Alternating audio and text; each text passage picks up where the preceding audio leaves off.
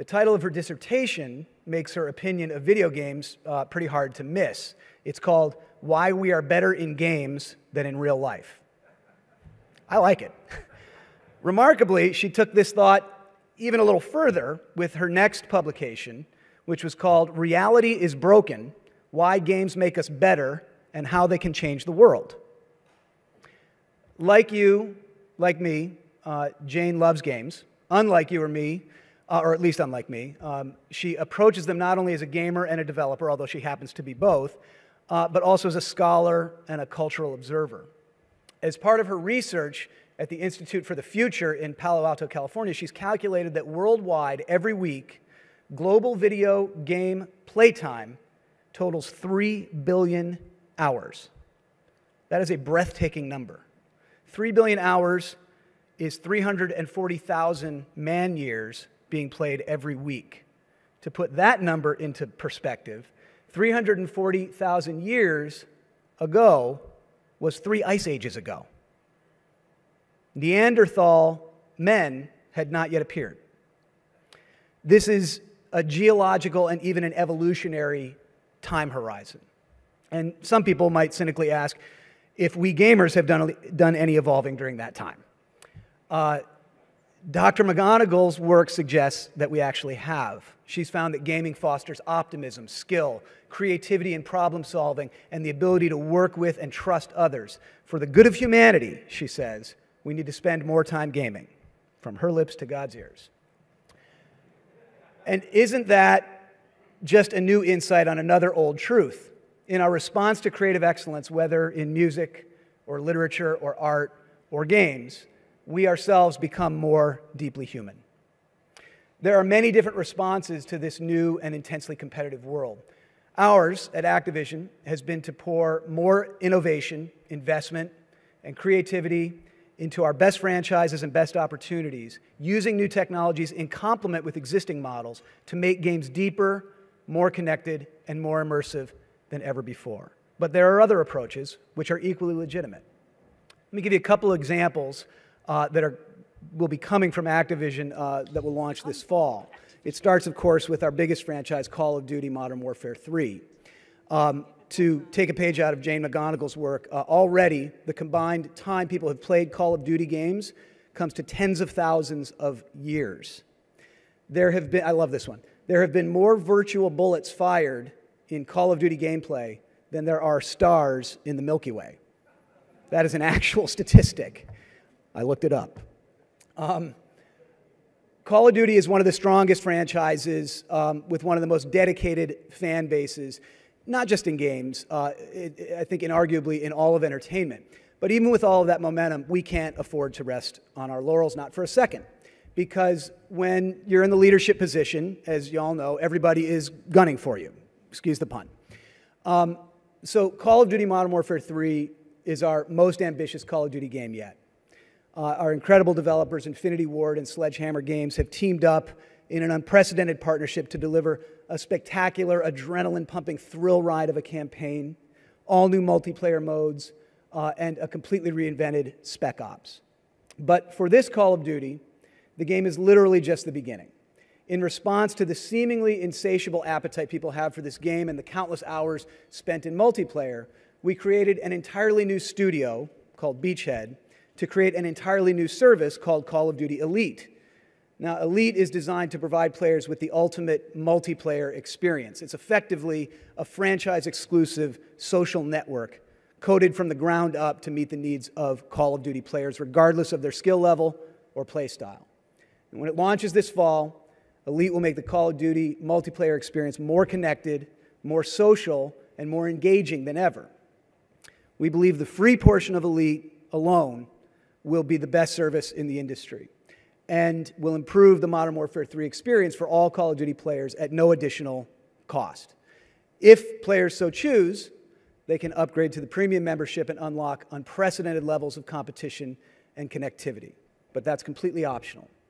And when we unveil the full feature set along with the pricing for the premium membership next month at our fan event in Los Angeles, Call of Duty XP, we think Elite will be a no-brainer value for our players with an all-inclusive approach that includes all of the Modern Warfare 3 DLC. With Call of Duty Elite, we didn't rush into social media, we studied it. We asked, how can we use these new tools, these new behaviors, and make our games better? And when we figured out how to do that, we acted. There's another example of bringing tried and true craftsmanship together with a pioneering spirit. In October, Activision will launch a groundbreaking game that I have just a lot of heart for called Skylanders: Spyro's Adventure. It's another great example of sort of bringing the old together with the new. Skylanders truly defies categorization and lets players transport real-world toys into the gaming world through a portal. You put the toy on the portal, it comes to life in the game. This wonderful idea came from our developer Toys for Bob, and it represents the first ever cross-platform connected gameplay experience across all of the major consoles, handhelds, iOS and Android apps, and through an expansive web world. That would have been unthinkable just a few years ago, but in today's connected world, we thought that gamers would demand it. Each Skylander game figure also remembers any skill advancements or level ups, allowing players to take their leveled up Skylanders and play on any of the other platforms, all of which have indigenous gameplay that is designed specifically for those devices. Again, unthinkable just a few years ago. Skylanders started with a great concept, toys that come to life, and then we used every modern tool from console to PC to mobile to web to make that concept deeper and better. This is what all of this disruptive energy has brought to our industry. We can now give gamers more ways to interact with the games that they love, than we have ever been able to before. But each component has to be brilliant. There's one other thing that this intensely competitive landscape has brought into our industry, and that is an awful lot of mudslinging. Competition is, of course, a good thing. It keeps us all on our toes, and ultimately it makes the games better. Competition is obviously healthy for this industry or any industry. But it's one thing to want your game to succeed. It's another thing to actively, publicly say that you want other games to fail. Recently, a competitor of ours was quoted as saying that he wants to see Call of Duty to rot from the core. I've been asked countless times to respond to this comment, and I've generally chosen not to. My job, I think, is to help our incredibly talented, passionate, hardworking teams make the best games they can, not to throw insults around at others. But I actually feel that this type of rhetoric is bad for our industry. I do. Can you imagine the head of DreamWorks Animation coming out with a new animated movie and going into the press and saying that he wants Toy Story to rot from the core? It's kind of hard to imagine, right? It seems to me that we should all support great content, even if we didn't create it. Can you move forward, please?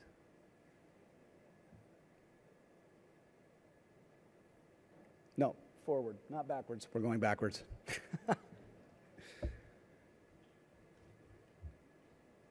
You're going the wrong way. Okay. Down, please. Down, down, down, down, down, down. There we go. As someone, thanks. Sorry, I just need a reminder. As someone who runs one of the biggest publishers in this business, I can tell you that I want as many games as possible to succeed, whether we created them or not, because I want this industry to keep growing and to keep bringing in new people into this passion that we all in this room share.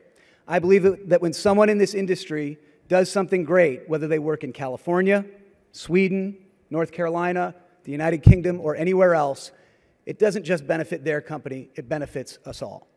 I believe that as many great games as this industry can make, that's how many people will buy. And I say that not only as the CEO of Activision, but also as a gamer. This isn't politics. In order for one to win, the other doesn't have to lose. This is an entertainment industry, it's an innovation industry, and at best, it's an art form. But we are still a young art form. If we were the movie industry, the movies wouldn't even be talking yet. So we all still have a lot to prove in terms of solidifying our position in the pop cultural landscape. We still need to stand the test of time. We need to show that we can withstand the kind of disruptive change and new competition that we're facing now. The only way to do that, of course, is to continue to make great games. We shouldn't be tearing each other apart, fighting for a larger slice of the pie, We should all be focused on trying to grow a bigger pie. If we as an industry act like there are a finite number of games in the world, then there will be. But I believe we're just getting started in terms of what gaming can be.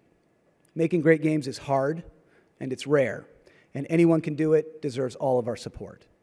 So I can tell you what we at Activision will be doing in the months and years ahead. We'll be working to make the best, deepest, most creative, most connected, most innovative, most fun games we've ever made. We'll be sparing no expense, either in terms of resources or dedication or drive. We'll be giving our fans everything we've got, and they will not be disappointed. What we won't be doing is spending much energy or time tearing down competitors. In fact, we're pulling for them. This is a time for creative excellence. This is a time for both craftsmen and pioneers. This is a time for us to embrace change while never forgetting that this industry knows how to create interactive experiences better than anyone else. No matter how they're delivered, no matter the size or the shape of the screen, the audience for what we do is bigger and more engaged than ever before. And it's up to us to continue to dazzle them. Thank you.